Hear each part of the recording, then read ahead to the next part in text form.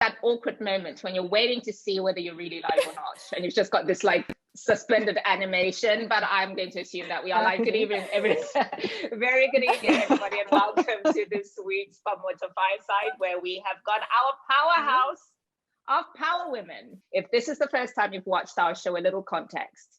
We are a virtual fireside where people come to talk about things that matter to professionals from a host of sectors. We want to be real in our narrative with a view to change how people perhaps perceive cultures that they're not normally exposed to, get to understand us a little bit better, or actually just change behaviors that don't work.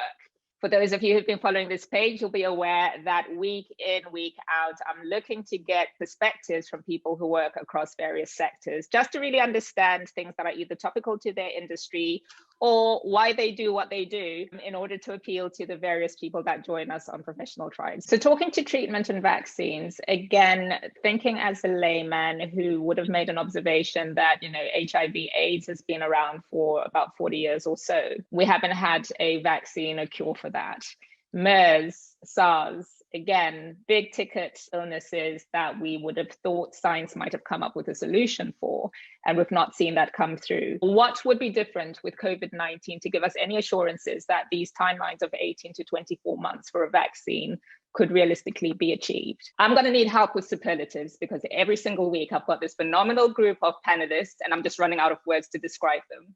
We have a culture where we don't teach our kids how to invest or what stocks are. We don't teach our children how to be prudent with money and how to understand the importance of money. So we may well have to have a round two because this is something that I'd absolutely love to explore. And before we have that comparison with the UK, I'm going to inject the idea that there've been a lot of people out of Africa who've been state schooled and are captains of industry all over the world. So surely something is working in those state schools. But let's hear about the difference between maybe the UK and Africa, shall we, from either Nikki or Emma.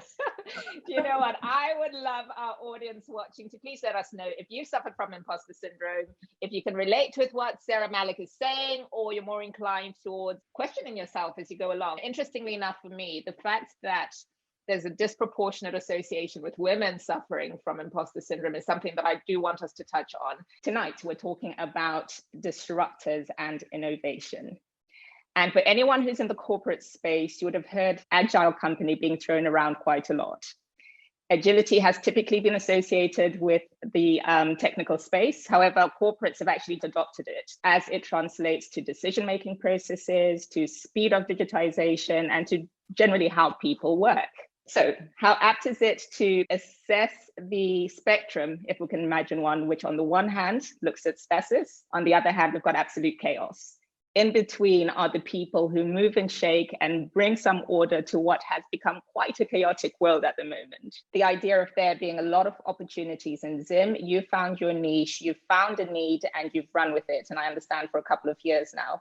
Could you talk us through your process in identifying what that need was and how you then ended up creating Fresh in a Box? As we look to close, if I could just go around the table and get a view from you of what you think the future of aviation is going to look like, both from a pilot's perspective and then more broadly, Zimbabweans, and anyone watching from across the globe, welcome back to Make Your Mark with SOTZIM, our favorite weekly program where we talk about all things COVID-19. Today, I have got arguably the coolest people on the planet in 2020, scientists, to talk about everything from immunology, virology, right down to vaccines and whatever else we want to pick their brains on. So I'm going to commend my panel tonight. Every single person showed up on time. Now for Arabs and Africans, this is a feat, so thank